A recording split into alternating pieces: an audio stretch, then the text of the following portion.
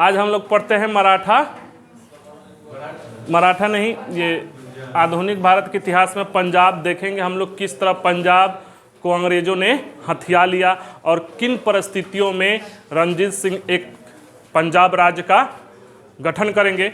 तो कल हम बता दिए थे कि गुरु हुए ना, तो कौन कौन से गुरु हुए थोड़ा आप लोग बोलिएगा। तो गुरु नानक ना, अंगद,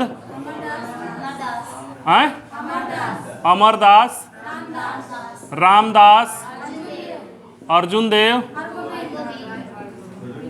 रामदास और अर्जुन देव, उसके बाद हर गोविंद, हर राय, हर किशन, बताए थे आप लोग को ट्रिक। उसके बाद गुरु तेग बहादुर और गुरु गोविंद सिंह। इनका कार्यकाल कब था? 16 से 75 से 1708। देखो अरे वही बात है, अमरदास हो गया। तो ये तो चलता आ रहा था। 1707 में किसकी मृत्यु हो गई? औरंगजेब की। इधर आप लोग पढ़ लिए हैं कि ये पंजाब के साथ और मुगलों का कन्फ्लिक्ट तो जारी रहा, जब तक जिए ना लड़ते रहे, सरेंडर नहीं किए, इतना तो है। अब देखिए जब ये हो गया तो पंजाब को आप देखोगे तो ये ऐसे है कुछ, समझो बात को, ये इलाका जो पड़ता है वो ऐसे कुछ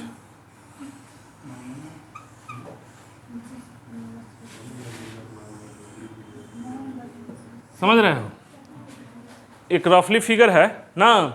यहाँ पे पंजाब पड़ता है, ये जम्मू कश्मीर वाला इलाका है ना, ये वाला है, ये क्या है? पंजाब। ठीक, तो मोहम्मद शाह रंगीला इसके बाद आएगा, बात समझ रहे हैं। इसके बाद कौन आया? मतलब दिल्ली में औरंगजेब के बाद बहादुर शाह प्रथम, उसके बाद जहांदार शाह, उसके बाद फारूक सियर, उसके बाद मोहम्मद शाह रंगीला। अब मोहम्मद शाह रंगीला का कार्यकाल कितना था? 19 से लेकर 48 तक था शायद। ठीक, अब उस समय इधर क्या है? अफगानिस्तान, ईरान, इधर से पंजाब पर लगातार हमले हो रहे थे। ठीक, उसी तरह से ना हेल का आता था, रंगीला था, यहाँ से नादिर शाह था, अहमद शाह अब्दाली था, तो इधर से ना ये सब लूटते फाड़ते आएगा दिल्ली तक। यहाँ है दिल्ली, नहीं समझ रहे हो? तो ये पंजाब प्रांत था और ये हमले हो रहे थे। अब जब औरंगजेब की मृत्यु हो गई उस समय से ये जो सिख समुदाय था वो 12 मिसलों में विभक्त था। कितने थे? 12 मिसल। सिख समुदाय, सिख समुदाय कितने मिसल थे? ये 12 मिसल में कन्वर्ट थे। मिसल में मतलब, मिसल कहने का मतलब ग्रुप था, मतलब सिखों का ग्रुप, ऐसे समझिए, बात समझ रहे हैं। तो इधर लगातार हमले हो रहे थे। जो सिख समुदाय 12 मिसलों में डिवाइड हो चुका था, यानी कि अपना अपना गुट बना लिए थे सिख। उसमें से एक था सुकरचकिया मिसल, सुकरचकिया। उसमें से क्या था? एक 12 में से एक तक क्या था? सुकरचकिया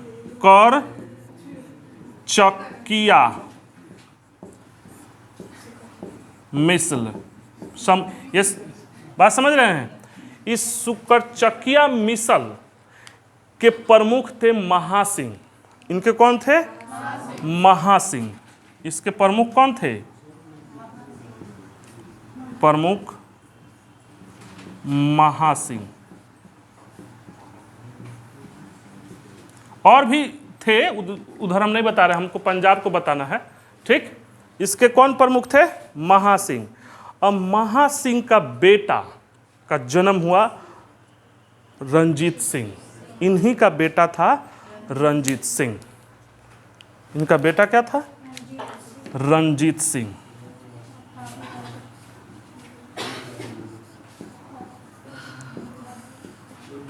रंजीत इधर से होगा, रंजीत सिंह। ये जन्म हुआ 1780 में। अब ये घटना याद रखो, ठीक। 1780 तक अंग्रेज का कर चुके हैं, बताएंगे अभी हम, ठीक। सब बहुत कुछ हो चुका है। 1780 में तो जन्मे ये, ठीक। अब जब ये महासिंह का मृत्यु हो गया, ठीक, तो ये 12 वर्ष की अवस्था में, 12 वर्ष की अवस्था में, यानी 80 से आप कर लो कितना, 80 92 के 12 वर्ष की अवस्था में ये सुकरचकिया मिशन के प्रधान बने। किसके बने? सुकरचकिया मिशन के प्रधान बने। और उस समय 12 वर्ष के से लेकर 1799 तक जो शासन संभाले, इनकी माँ थी, इनकी सास थी, रंजीत सिंह की सास, हाँ शादी हो गया था, ठीक। और उसके बाद इनकी एक और आदमी थे लखपत राय। ये तीनों लोग शासन संभाल रहे थे। जब ये सुकरचकिया मिशन के प्रधान हो गए तो ये अल्पायु थे 12 वर्ष की अवस्था में। तो 12 वर्ष की अवस्था में शासन तो कोई संभालेगा ना जी। महासिंह की मृत्यु हो चुकी थी, सुकरचकिया का हम बोल रहे हैं, अभी पंजाब राज्य का गठन नहीं हुआ है। सुकरचकिया मिशन यानी कि सिख समुदाय जो बटा हुआ था 12 मिसलों में, उसका हम बोल रहे हैं। तो उनका अपना क्षेत्र होता था, छोटा छोटे थे, मतलब यहाँ ये छोटे छोटे थे, बात समझ रहे हो।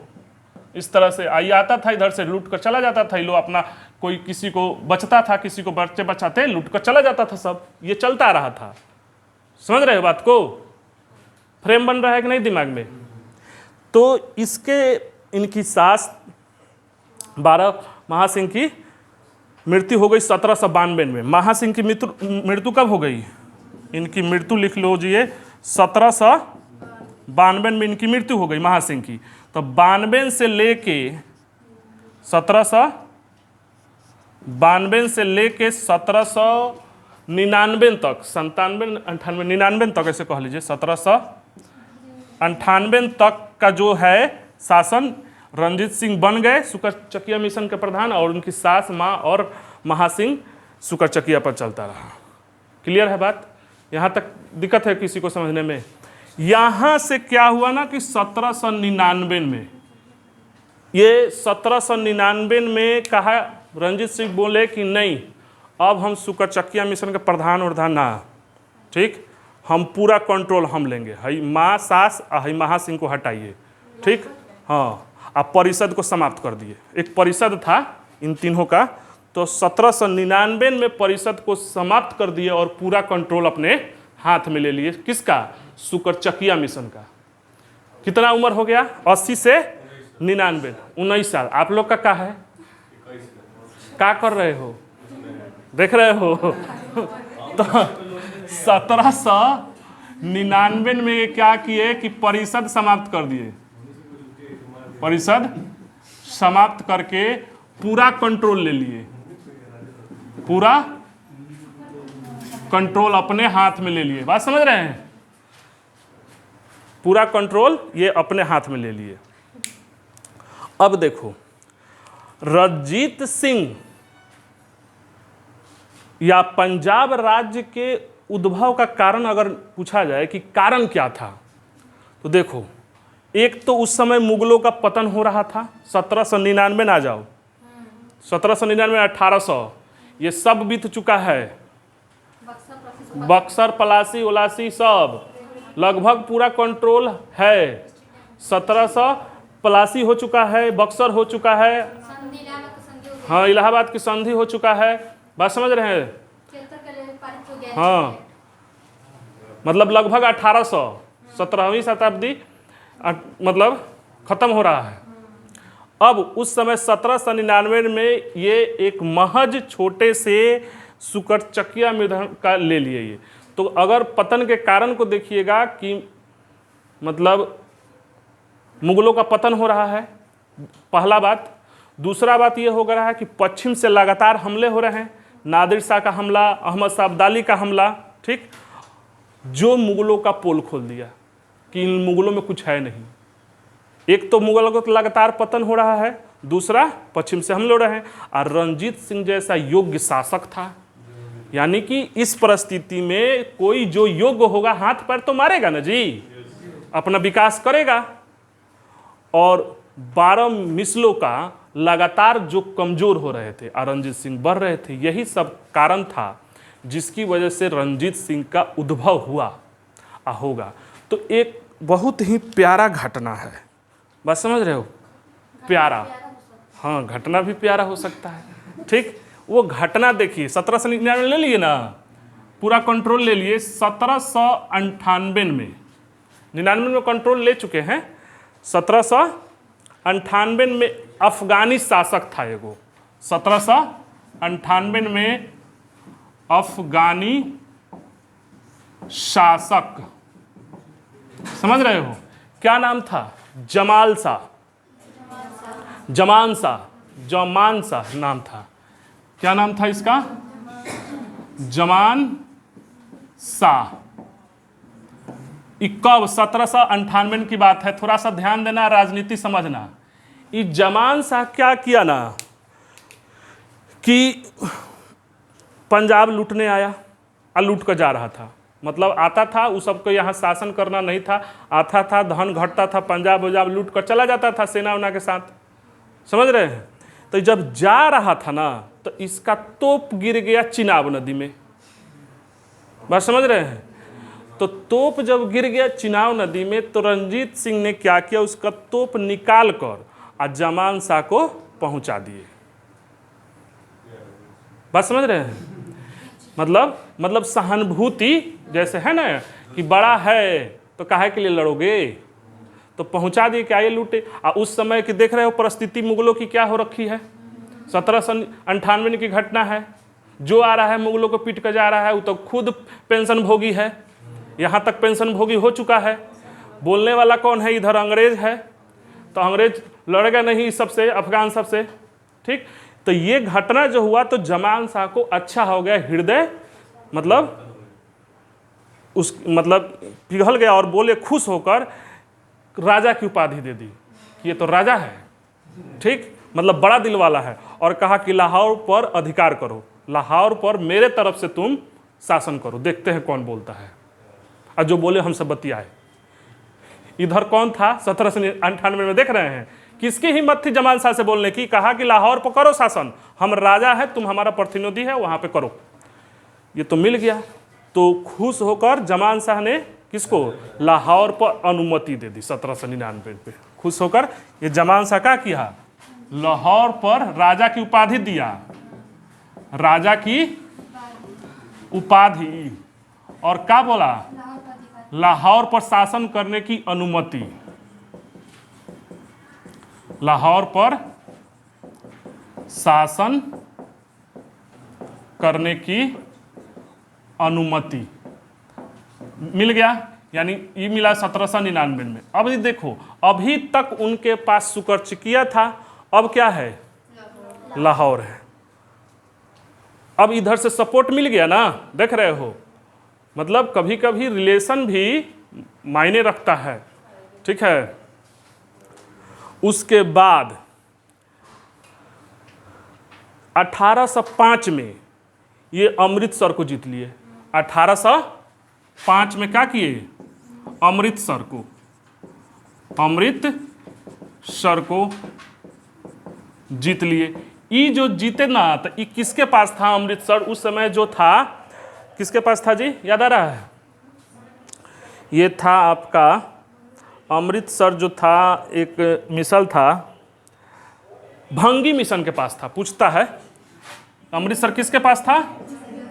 भंगी मिसल, बात समझ रहे हैं? भंगी मिसल के पास था ये, उससे जीत लिए, यानी लाहौर आ गया और अमृतसर आ गया।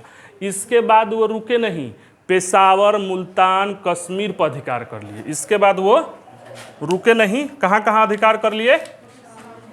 पेशावर,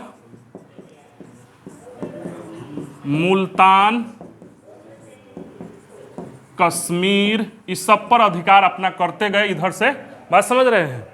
और पंजाब स्टेट की स्थापना कर दिए। पंजाब स्टेट, पंजाब राज्य की स्थापना यहां से क्या कर दिए? ये पंजाब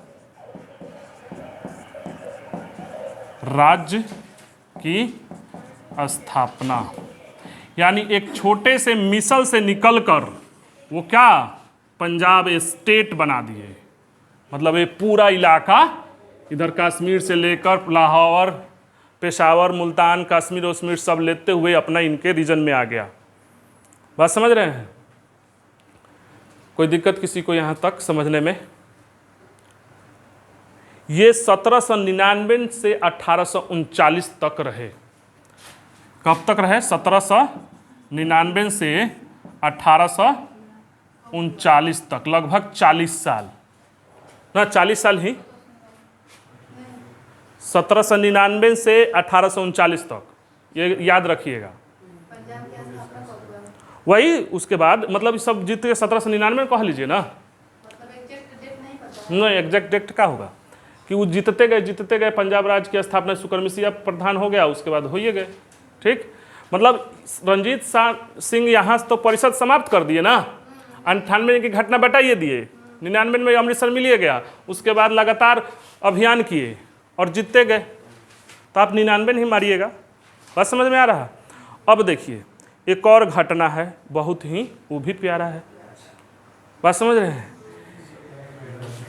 ये घटना समझ में आ गया। अब देखिए 1773 में अहमद शाह अब्दाली की मृत्यु हो गई। अहमद शाह अब्दाली कौन? हाँ, अफगानी जो बार बार आकर लूट रहा था। तो वो जो लूट रहा था ना, उसकी मृत्यु हो गई। उसी का पोता था शाह शुजा, उसी का पोता शाह शुजा था। तो ये शाह शुजा कभी देखिए दिन बदलता है, हमेशा बदलता है, अपना टाइम आएगा, समझ रहे हो। कभी अहमद शाह अब्दाली का इन क्षेत्रों में दबदबा था, कोई बोलता नहीं था, वो दिल्ली तक आता था, एक बार नहीं जब आता था लूट कर लेकर चला जाता था। आज उत्तराधिकार के लिए ऐसा दिन आ गया कि शाह शुजा को मदद मांगनी पड़ी रंजीत सिंह को, और वो मदद के उपलक्ष्य में कोहिनूर हीरा जो नादिर शाह ले गया था ना, इनको दे दिया। आइए अपने ताज में रखें। इस कोहिनूर हीरे के बारे में थोड़ा सा इतिहास जान लीजिए, ठीक, कि कहाँ कहाँ गया कोहिनूर हीरा है। देखिए लिखिए कोहिनूर हीरा कि कहाँ कहाँ गया, पूछता भी है। ठीक, हाँ, मिटा दे, ये स्थापना करा दिए हैं, थोड़ा सा एक्स्ट्रा हम बता रहे हैं कोहिनूर हीरा के बारे में।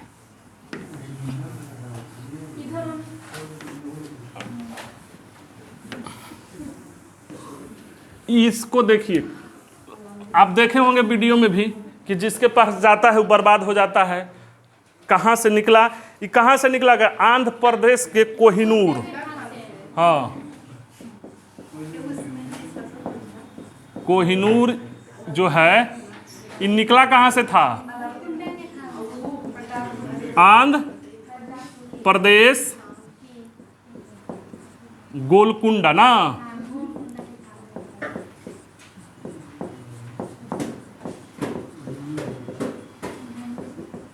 निकला था आंध्र प्रदेश के गोलकुंडा से। ये 105 कैरेट का है, 105 कैरेट का है ये। बात समझ रहे हैं?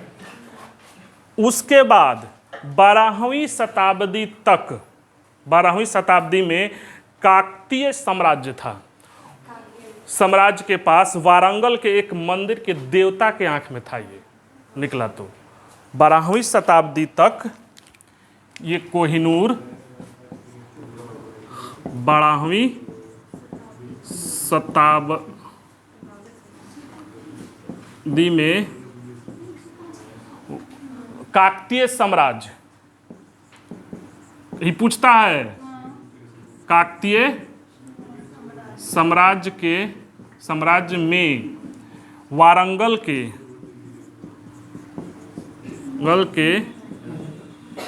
मंदिर में देवता के आंख में था। ये लोग लगा दिए थे। ठीक, ये जो हीरा निकला काकतीय साम्राज्य के वारंगल के एक मंदिर में था। वहां से हई अलाउद्दीन खिलजी का, ठीक, हई मलिक कैफूर का था वो, हाँ, वो आक्रमण किया 1310 ईस्वी में। आंख में से निकाल लिया कोहिनूर हीरा, ले गया। मतलब कोहिनूर बताएंगे, ये सेनापति अलाउद्दीन का सेनापति मलिक कैफूर लूटा इसको ना। इसके बाद क्या किया, मलिक कफूर लूटा।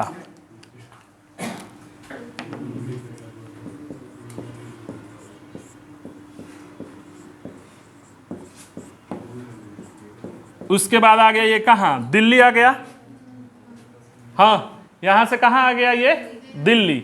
दिल्ली के बाद हुमायूं के पिता, हाँ, उसके पास चला गया ना।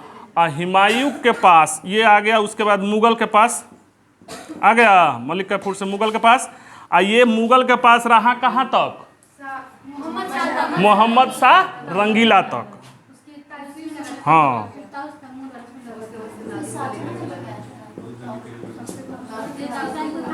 रंगीला के पास था। ई रंगीला पर आक्रमण करके कौन ले गया, नादिर शाह ले गया। यहां से कौन लेकर गया, नादिर शाह।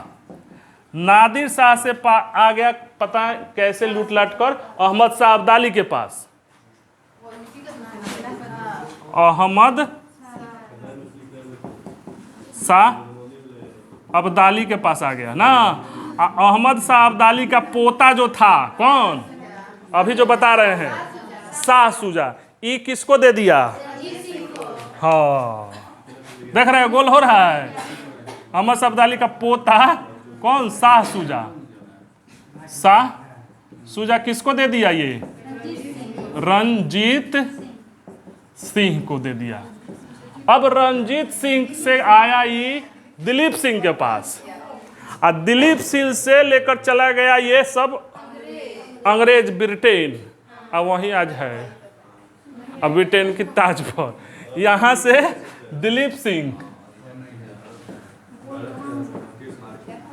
इसके पास ब्रिटेन में चला गया, जो आज कल म्यूजियम में है, देख रहे हैं, ताज में है। लाया काहे नहीं जा सकता है, लाने के लिए तो बहुत चीज है, लाइए। राजनीतिक मंशा होनी चाहिए। अब फिर से एक बार रिकैप करते हैं और देखते हैं कि ये कहाँ कहाँ गया। ठीक, कोहिनूर हीरा निकला था कहाँ से जी, आंध्र प्रदेश के गोलकुंडा से। 12वीं शताब्दी में काकतीय साम्राज्य के वारंगल के एक मंदिर के देवता के आंख में था। वहां से मलिक कैफूर खिलजी वंश का वो आक्रमण किया, उसको वहां से ले लिया। उसके पास दिल्ली आ गया, मुगल पे रहा, मुगल का तख्ते ताउस मेरे लगा रहा। अब मुगल के पास ये मोहम्मद शाह रंगीला के पास तक रहा। मोहम्मद शाह रंगीला पर नादिर शाह ने हमला किया, तख्ते ताउस को ले गया। तख्ते ताउस से अहमद शाह अब्दाली। अब अहमद शाह अब्दाली का जो पोता था शाह शुजा, रंजीत सिंह से हेल्प के उपलक्ष्य में दे दिया रंजीत सिंह को वो हीरा। और वहां से दिलीप सिंह उनके बेटे से जब ये पंजाब राज मिल गया, उसके बाद ये चला गया ब्रिटेन, और ब्रिटेन की महारानी के ताज में। और वो ताज अभी वर्तमान में जो ताज नहीं पहना गया है तो इसी तरह रखा है, वहां है कोहिनूर अपना हीरा। क्लियर हो गया, समझ गए कोहिनूर हीरा क्या? हाँ,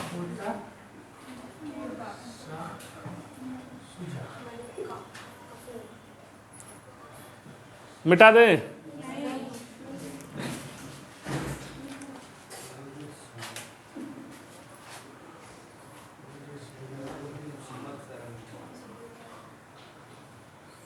देख रहे हो कहाँ कहाँ घूम रहा है ये। मोदी चाहते तो वहाँ लायक है नहीं जा सकता।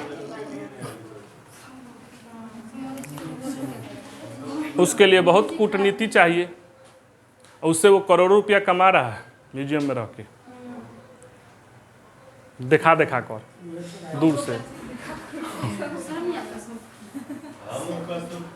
मिटा दें, चलिए इधर का मिटा दे रहे हैं। हाँ मिटा दे रहे हैं, बगल से देखकर लिखिए। अब देखिए साम्राज्य की तो स्थापना करा दिए हैं, कोई आया वो मांग कर ले गया, समझ में आ रहा है। अब इस सब साम्राज्य बना लिए, अब अंग्रेजों का बुरी नज़र पड़ेगा किस पर? रणजीत सिंह पर। समझ रहे हो, साम्राज्य की स्थापना हो चुका है। अब देखिए ध्यान से देखिए, रणजीत सिंह और अंग्रेज, हेडलाइन दीजिए।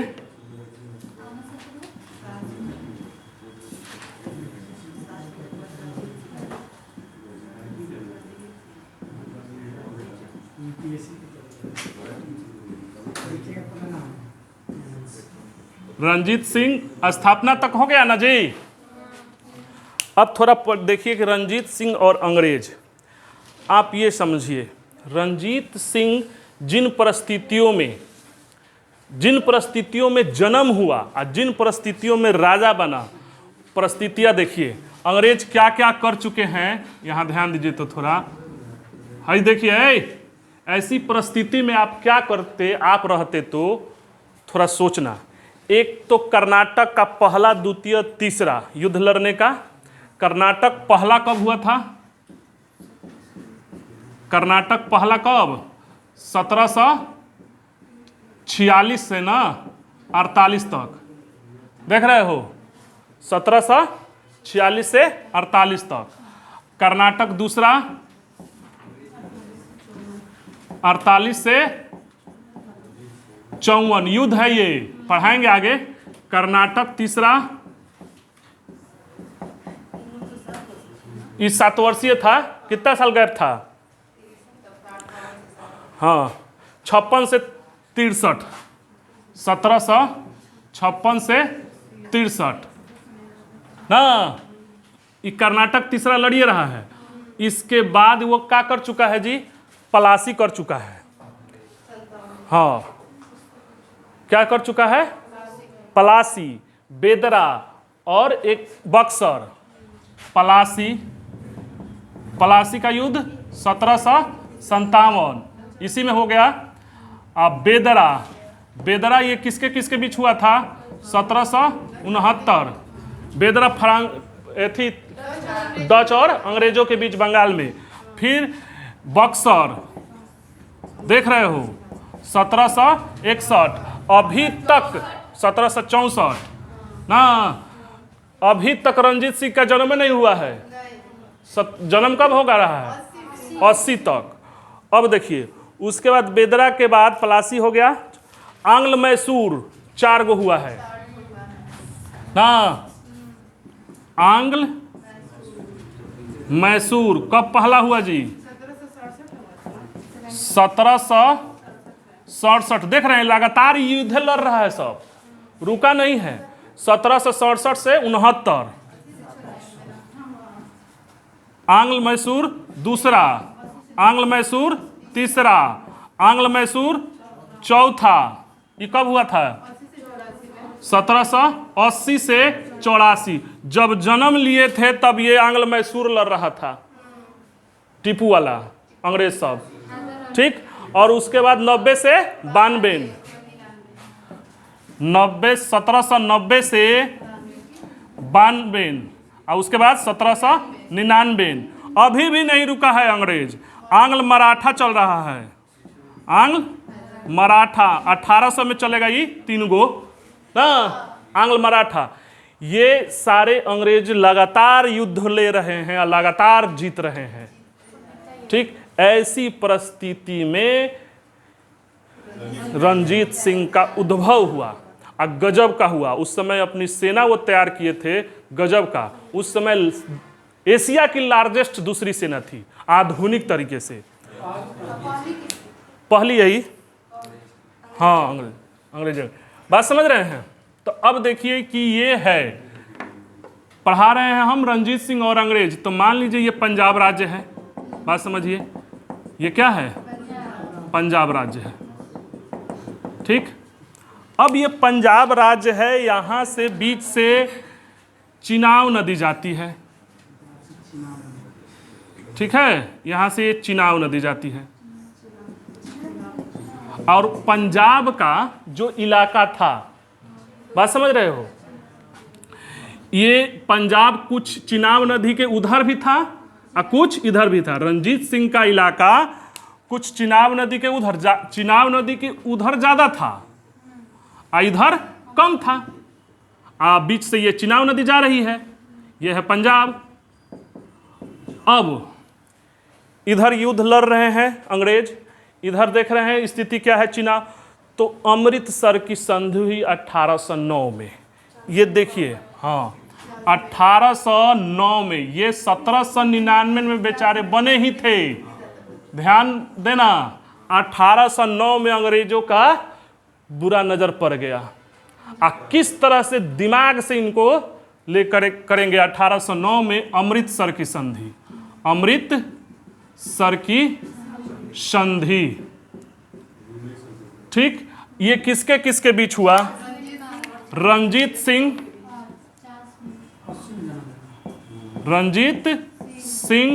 और अंग्रेजों के तरफ से कौन थे? Charles Metcalfe. ये याद रखिएगा, हैं? चार्ल्स मेडकॉफ ये थे, इनके बीच अमृतसर की संधि हुई। अब इस संधि में आप लोग बता रहे हैं क्या क्या बातें कही गई थी। आप लोग थोड़ा दिमाग लगाइएगा कि क्या फायदा वाला है। ठीक, पहला कहा गया संधि में, इस संधि के तहत कि हम लोग के बीच शाश्वत मित्रता रहेगी। क्या रहेगी? शाश्वत मित्रता रहेगी। किसके किसके बीच? रंजीत सिंह और अंग्रेजों के बीच। बात समझ रहे हैं? अब कहा कि सतलुज के, है सतलुज ना चिनाब नहीं, सतलुज नदी था, सॉरी, सतलुज नदी था। ठीक, सतलुज के ना उत्तर, मतलब सतलुज के इधर की जनता से अंग्रेजों का कोई लेना देना नहीं रहेगा और इधर EIC प्रवेश नहीं करेगी। सतलुज के उत्तर प्रदेश में की जनता से EIC का कुछ लेना देना नहीं है। दूसरा बात क्या कहा गया? सतलुज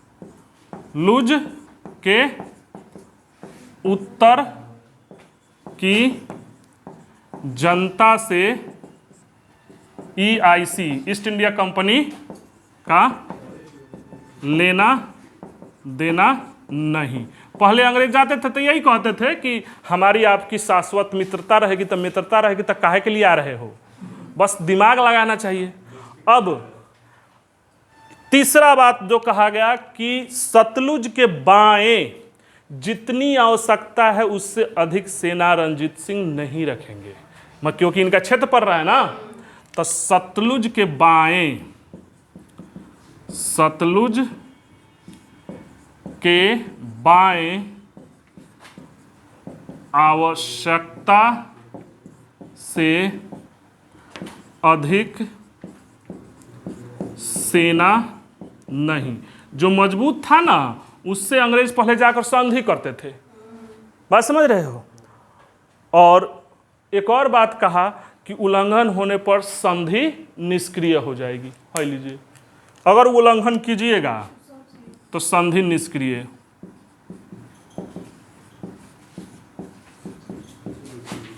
होने पर संधि निष्क्रिय। ये बताते हैं जानकार कि रंजीत सिंह को ये संधि करनी ही नहीं चाहिए। आपको इस संधि में क्या खामियां दिख रही है? नहीं, सतलुज के बाएं भी रंजीत सिंह का था और दाएं भी था, तो उत्तर में कह दिया कि आपने कह दिया कि EIC के लेना देना नहीं है। अरे उधर उसका पूरा साम्राज्य है, लेना देना क्या कर लोगे, जाओ चले जाओगे का। देखो इस संधि की बातें देखो थोड़ा सा, ठीक, कि सतलुज के आप संधि कर रहे हो, कह रहे हो कि सतलुज को उधर नहीं जाएंगे, उधर जा नहीं सकते आप, जाओगे तो पिटाओगे। मगर आप जो इधर आ रहे हो, जो आपकी थोड़ा सा क्षेत्र है, उसमें अगर आप सेना रखना चाहते हो, बहुत सारा सेना इधर रख सकते हैं, तो कह रहा है कि नहीं, ज्यादा से ज्यादा नहीं रख सकते आप। यानी एक तरह से ये संधि के माध्यम से अंग्रेजों ने सतलुज के इधर पार करने से रंजीत सिंह को रोक दिया। देखो ठीक से, जस्ट फर्स्ट स्टेप में बैरियर लगाया संधि के माध्यम से, और साथ में थ्रेट भी था कि उल्लंघन होने पर संधि। अंग्रेजों के रंजीत सिंह की ये मन की कमजोरी है कि जो फायदा उठा लिया। आप देखो प्रेशर, देखो साइकोलॉजिकल प्रेशर भी होता है अमृतसर संधि के पहले। बात समझ रहे हैं, 4 गो लोग आपको बताए, हालांकि रंजीत सिंह के पास बहुत बड़ी सेना थी, अब बहुत आधुनिक तरह से युद्ध होता तो कुछ कहा नहीं जा सकता, कांटे की टक्कर होता, जीत भी जाता अंग्रेज से, मगर मेंटल प्रेशर की वजह से ये सारे युद्ध देखो। और जब हो रहा है, देख रहा है कि कर्नाटक तीनों लड़ा, पलासी में क्या हुआ, दिल्ली का जो शासक है वो पेंशन भोगी हो चुका है, देख रहे हैं, पेंशन बक्सर हुआ, मैसूर लड़ रहा है, इस सब से लड़ रहा है। इन सब वजह से देखते हुए ने रंजीत सिंह ने ना चाहते हुए भी मानसिक रूप से थोड़ा सा स्वीकार कर लिया, और यही गलती हुआ आगे चल के पंजाब में मिलने का। वहीं पे थोड़ा सा हिम्मत दिखाते ना तो बताते। समझ रहे हो बात को? देखो ये थोड़ा सा एक तरह से अंग्रेजों ने रोक दिया कि आप सतलुज के इधर मत आइए, आपका सेना रहते हुए भी। समझ रहे हैं? तो अमृतसर की संधि बहुत ही, बताते हैं इतिहासकार कि ये समझिए कि डिस्ट्रॉय हुआ। ठीक है, ये तो संधि हो गया। इसके बाद 1831 में, अभी छोड़ दिया, ठीक, 1831 में भी एक आया, रंजीत सिंह और बेंटिक जो था, विलियम बेंटिक के बीच मित्रता की बात दोहराई कि हम लोग क्या हैं, मित्र हैं। मतलब इनको बार बार में लिंक दे रहा था कि हम लोग मित्र हैं। और रंजीत सिंह का क्या था ना कि वो बार बार झुको झुको झुको झुको की नीति अपना रहा था। अरे ऐसे समझिए ना, पति पत्नी वाला संबंध है, ठीक है। आप पत्नी के पास, चाहे पति पत्नी के पास कोई झुकेगा ना, एक बार सॉरी बोलिए, बार बार बोलवाएगा, बार सॉरी सॉरी, गलतियों करेगा मनइबो कीजिए। मतलब इस तरह से कमजोरी, वीकनेस नहीं होता है कि आप बच्चे को कह रहे हैं कि जिससे ज़्यादा प्यार है ना, वो गलती पर गलती कर रहा है, आप बर्दाश्त कर रहे हो, वही चीज़ वाला है।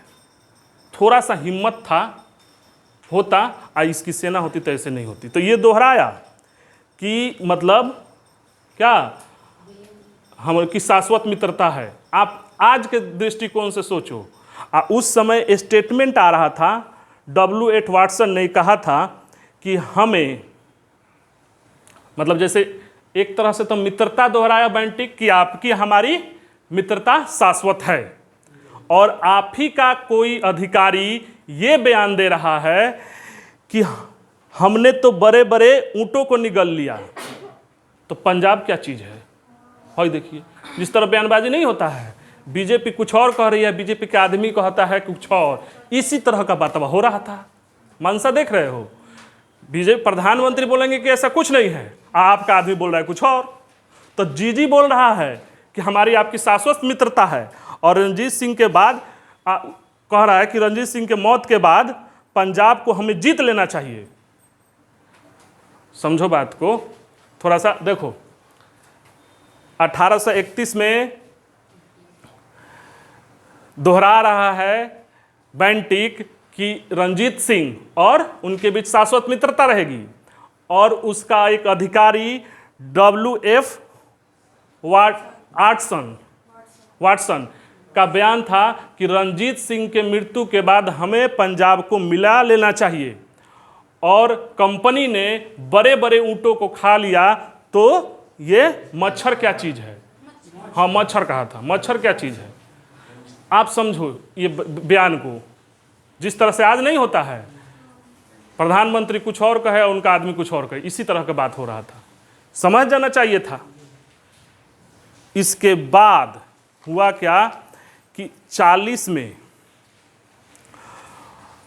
1839 में तो मर गए, 1840 में लॉर्ड ऑकलैंड का बयान आया कि हमारे बहुत सारे राजनीतिज्ञ ये चाहते हैं और सैनिक चाहते हैं कि पंजाब का विलय होना चाहिए, और विलय मतलब मिला लेना चाहिए, और इसी के संदर्भ में मर गए 39 में।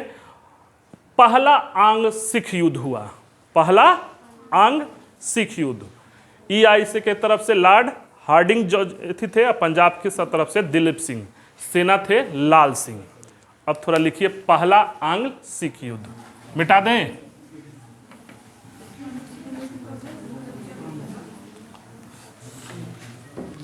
हाँ, पहला आंग्ल सिख ना, हाँ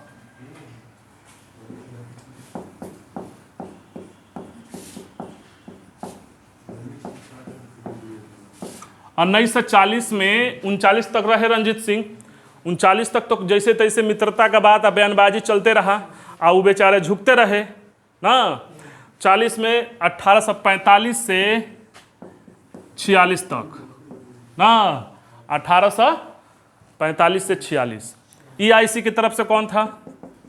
जी कौन है? Lord Hardinge.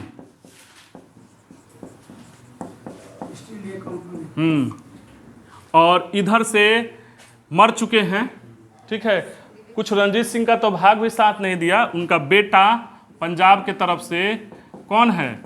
दिलीप सिंह। ये अल्प व्यस्त था, ये ऐसा अल्प व्यस्त था कि बाहर में चला गया और जीवन भर अल्प व्यस्त रहा। मतलब कम उम्र का, कम उम्र दिलीप सिंह, ठीक। अब थोड़ा सा ध्यान दीजिए आप, हाँ भारतीय इतिहास में ध्यान दोगे ना तो ये भी हारते नहीं, बात समझ रहे हो? ये भी दिलीप सिंह हारते नहीं, इसका सेनापति था एगो सेनापति, याद रखना। ये लाल सिंह, ये समझिए कि पंजाब का ये मीर जाफर है, बात समझ रहे हो? हाँ देखो, ये पंजाब का मीर जाफर है लाल सिंह, इसी के धोखा के वजह से हारे। आप ध्यान देना, पंजाब का नहीं, बंगाल का मीर जाफर है, पंजाब का मीर जाफर है बंगाल से। आप देख, अरे बंगाल, मीर जाफर तो बंगाल में था ही, हम लाल सिंह को कह रहे हैं कि पंजाब का मीर जाफर है, यही धोखा दिया। आप भारतीय इतिहास में ध्यान दोगे ना, यही धोखे की वजह से, एक तो बंगाल वाला मीर जाफर, एक तो इसको याद रखना, मतलब शैतान है सब ये, हाँ ये सांप है, हाँ नहीं उसको, हाँ वो भी था। तो ये लाल सिंह, मीर जाफर, और वो मोहम्मद गोरी वाला कौन? गोरी वाला एक और उधर है, क्या नाम था उसको? लोग आज भी कहता है जयचंद। हाँ, इस सब को मतलब इतिहास पलट दिया है, अपने थोड़े से स्वार्थ के लिए कई नस्लें बर्बाद कर दिया है। जयचंद, मीर जाफर, लाल सिंह, इस तरह की सब को याद रखिएगा, इस तरह के आदमी को। हाँ वो भी, बात समझ रहे हैं?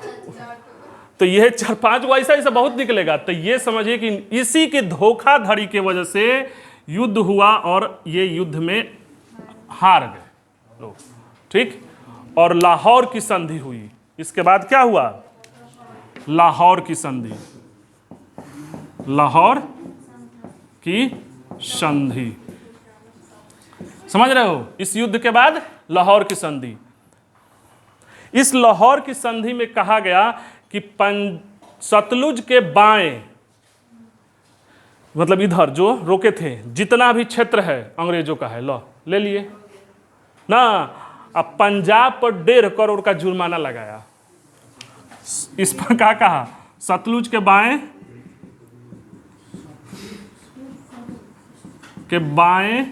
जमीन ले लिया, हिस्सा ले लिया, अब दूसरा होगा, दूसरा में पूरा पंजाब खा जाएगा। आज 1.5 करोड़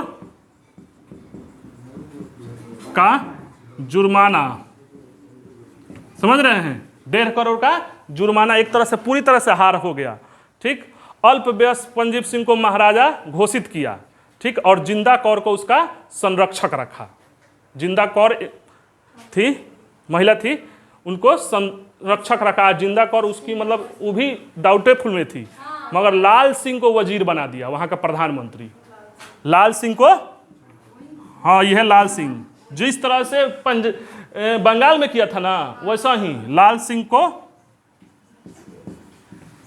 वजीर बनाया। ये वजीर बनने के लिए, और सबसे इंपॉर्टेंट कि जहां ये हराते थे ना अंग्रेज, वहां अपना एक रेजिडेंट रख देते थे कि उस आपके दरबार में रहेगा, सब देखेगा, बताएगा कि क्या कर रहे हैं। तो एगो सर हेनरी लॉरेंस को रेजिडेंट में रख दिया। अब आपके दरबार में उसका आदमी है, कोई भी काम कीजिएगा, विदेश मामला, वित्त मामला, सब उसको बता रहा है। तो अपना एक रेजिडेंट रख दिया, सर हेनरी, याद रखिएगा,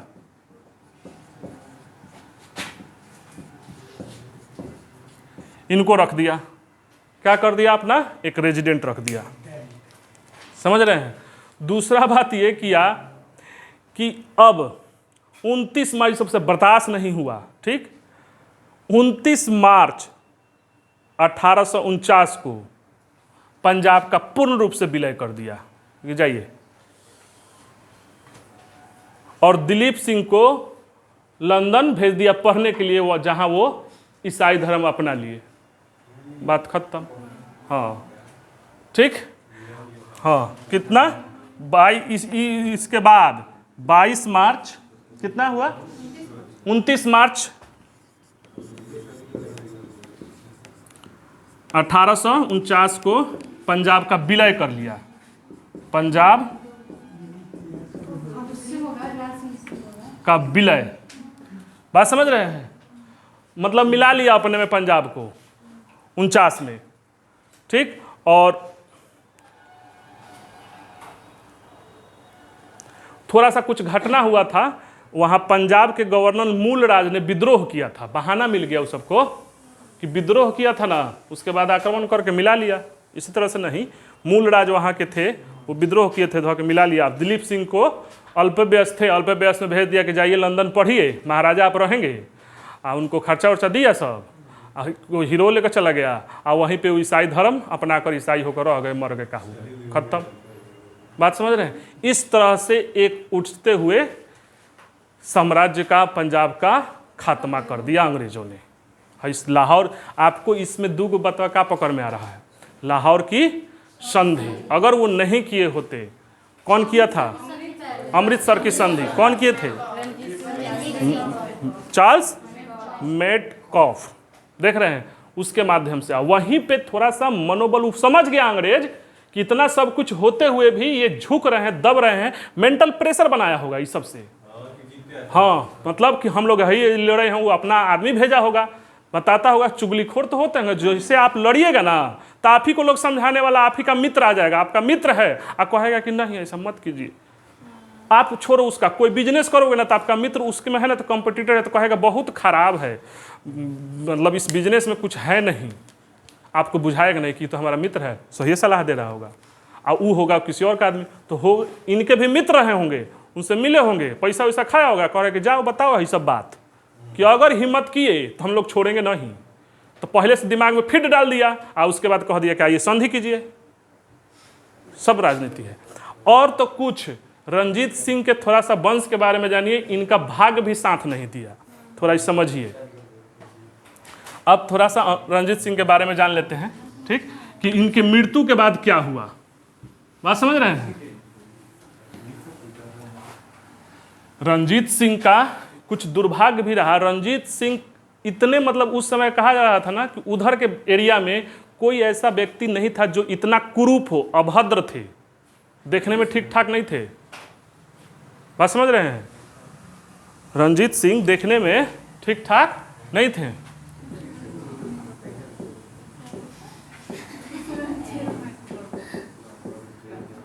ठीक। रंजीत सिंह के ई रहे 1799 से 1839 तक, समझ रहे हो। इसके बाद तो हुई गया कांड। इनकी मृत्यु के बाद, ठीक, इनका बेटा खड़क सिंह शासक बना। खड़क सिंह, बात समझ रहे हो। इनकी मृत्यु के बाद खड़क सिंह 39 में शासक बना। ये महान मूर्ख था, हाँ महान मूर्ख था। ये अफीम पीता खाता था, नशे में रहता था। ये खड़क सिंह क्या था, 39 में बना, ये 1839 में। ये महान मूर्ख था और अफीम खाता और गजरी भंगड़ी था। ये मूर्ख भी था और अफीम का नशा भी करता था। हाँ बता रहे हैं अभी, ठीक। इनकी मृत्यु के बाद अब ई का हुआ ना कि दरबारी गुटों द्वारा इसको बंदी बना दिया गया, मार दिया गया। मतलब दरबार में जो गुट थे, अब राजा ऐसा करेगा, अब जो गुट होंगे कड़वे करेंगे। रंजीत सिंह के बाद तो कोई योग्य हुआ नहीं, तो दरबारी गुटों द्वारा इसकी हत्या हो गई।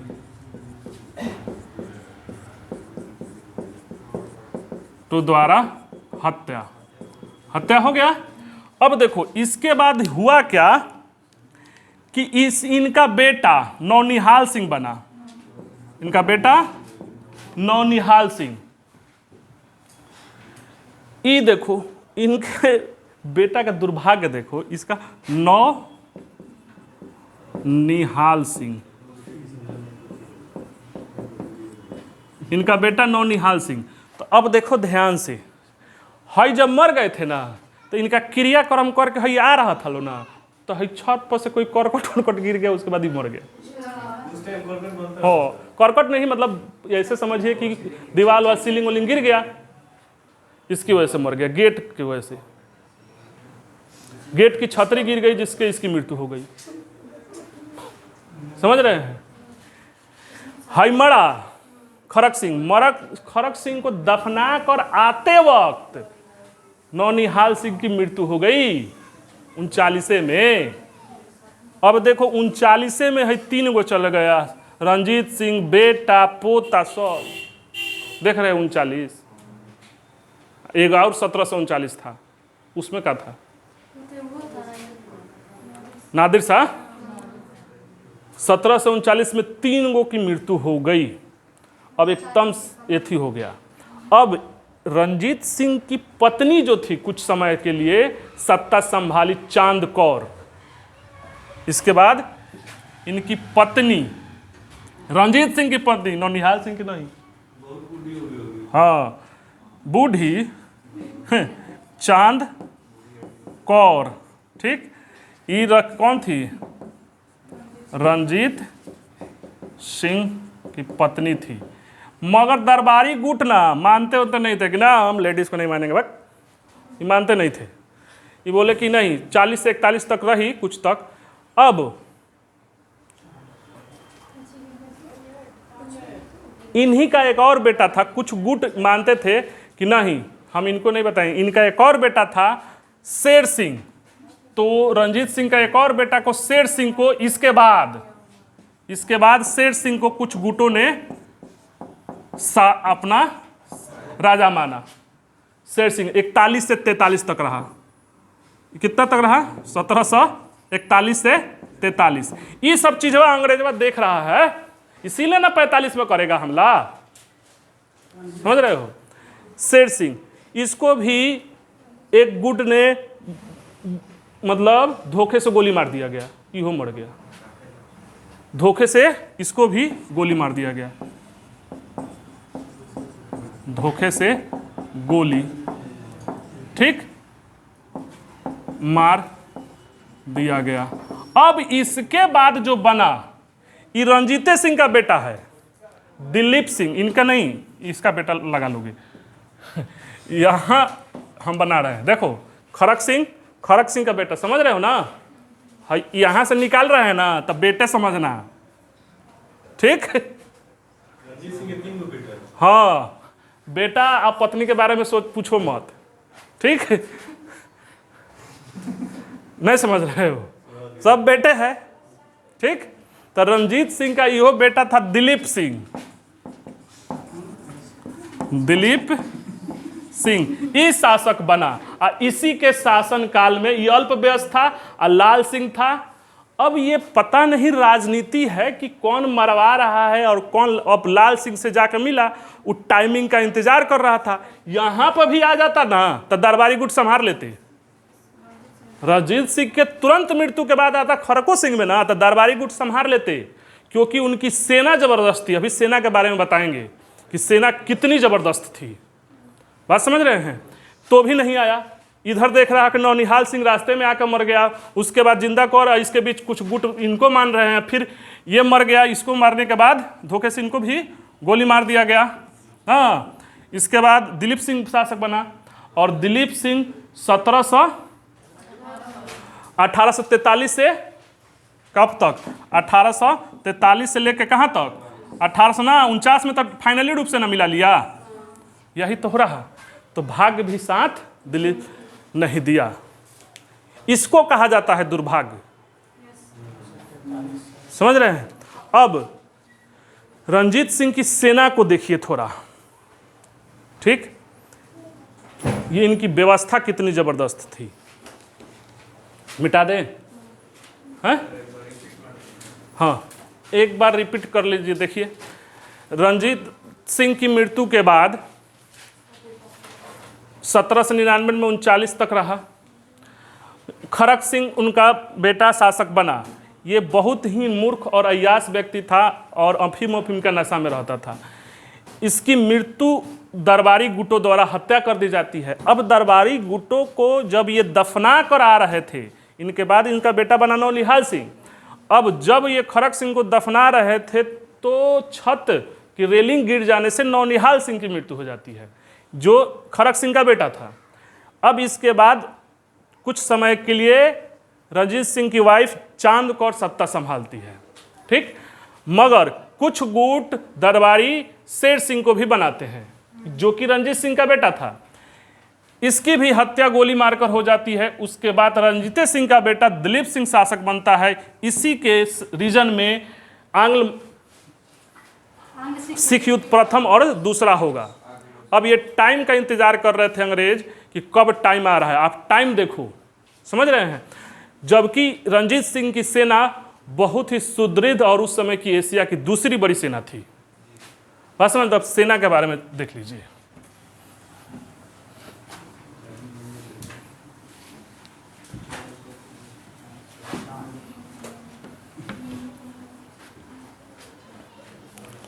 समझे बात को जी।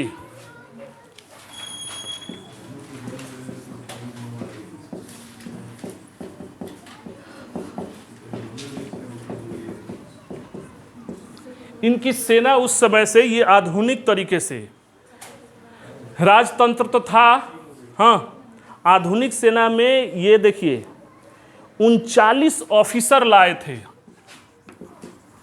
आधुनिक सेना थी उस समय की। ये अंग्रेजों को देख रहे थे, ये सब देख रहे हैं दिमाग से, अंग्रेजों का ये सब देख रहे हैं वो। और देखते हुए उस समय के सबसे जो वर्ल्ड के अच्छा ऑफिसर थे उसको लाए थे। 39 ऑफिसर दुनिया के विभिन्न देशों से लाए थे। देखो थोड़ा सा, क्योंकि अंग्रेजों से ना लड़ना है तो 39 ऑफिसर ना दुनिया के विभिन्न देशों से, ठीक, लाए थे ये। अब देखिए इनकी पैदल सेना जो था, पैदल सेना होता था, तो पैदल सेना के लिए एक बातूरा नाम का व्यक्ति था जो इटली का था सेनाध्यक्ष। पैदल सेना का वही देख रहा था। तो पैदल सेना के लिए कौन था जी, पूछता है। पैदल सेना ये बातूरा, ये इटली का था। ये बहुत अच्छी तरह से पैदल सेना को ट्रेंड किया था, बात समझ रहे हैं। और फ्रांसीसी सेनापति था वो अलाड, ये घुड़सवारी सेना का गठन किया था, देख रहे हैं। फ्रांसीसी था अलाड। है ना, अमुआ पूछता है अलाड बातूरा, ठीक, ये घुड़सवारी का, देख रहे हैं, अलाड घुड़सवारी का किया था। इसके बाद तोपखाना का प्रशिक्षण देने के लिए कोट और गार्डनर थे, ये फ्रेंच और अमेरिका के थे। तोपखाना का प्रशिक्षण, तोप खाना में कौन थे? कोट और गार्डनर, कोट और गार्डनर, देख रहे हैं। 39 ऑफिसर दुनिया के विभिन्न देशों से लाए थे। पैदल सेना के लिए बातूरा इटली, और ये बातूरा और अलाड ने मिलकर एक स्पेशल टास्क फोर्स तैयार किया था, समझ रहे हैं। जैसे आज का भारतीय में है ना, नेवी के लिए है मार्कोस कमांडो, एनएसजी है, उस तरह से विभिन्न ऑफिसरों को चुनकर इस स्पेशल फोर्स बनाया था लोग, बात समझ रहे हैं। एक स्पेशल फोर्स, फौजे खास कहते थे लोग उसको, स्पेशल फोर्स बातूरा और अलाड। देखो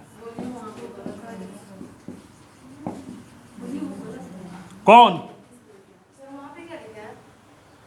कहाँ, तोपखाना,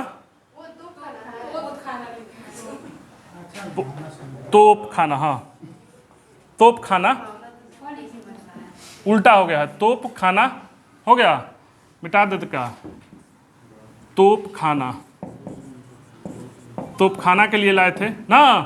और स्पेशल फोर्स का गठन किए थे, जिसके फौजे खास, फौज ए खास ना, स्पेशल फोर्स, ये दोनों मिलकर किए थे, बातूरा और अलाड। देख रहे हो, इतनी सुदृढ़ सेना थी, बात समझ रहे हैं। और इसीलिए कहा जाता था कि एक बार लड़ लेते, मगर हई सब जो प्रेशर था ना, यही बर्बाद कर दिया, मेंटल प्रेशर। हाँ, माइंड मेकअप करके युद्ध के जो नीति होता है ना, कि मेंटल प्रेशर दे दिया जाए। चीन भी करता है, देखिएगा कि हमारे पास ये है, इतना हथियार है, इतना लड़े हैं युद्ध, इस तरह की बातें, कि मेंटल प्रेशर में आ जाए लोग, समझ रहे हैं, जबकि अपनी क्षमता अथाह योग्य है, समझ रहे हैं। रहने देते हैं, पंजाब समझ गए, चलिए।